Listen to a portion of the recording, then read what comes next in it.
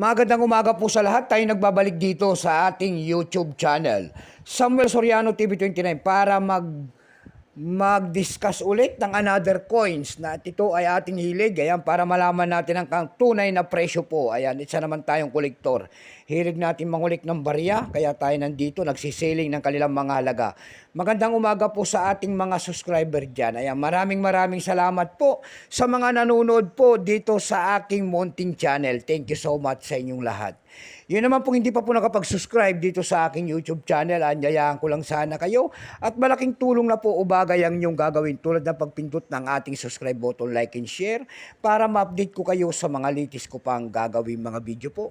Mayroon na naman tayong pag-uusapang barya at ito po ay sinaunang barya ng 50 centimos ni Marcelo H. Del Pilar. Ayan.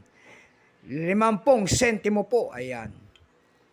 Year 1971. Ni Marcelo H. Del Pilar. Bago tayo magsimula sa ating talakayan, kilalanin mo muna natin siya para makita natin ang kanyang presyo. Issue po Philippines po, Period Republic 1946 up to date po. Type nito Standard Circulation Coins, years 1967 hanggang 1974. Value nito 50 centimos, currency piso.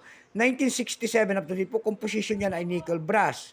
May bigat lamang 8 grams, may habang 27.5 mm. May kapal po naman itong 1.95 mm. Hugis po niyan ay bilog, orientation, coin alignment. Itinigil naman ang paggamit sa barya na ito noong January 2, 1998. Number N-4515, reference number KM-200. Coat of arms ang kanya nasa likod po.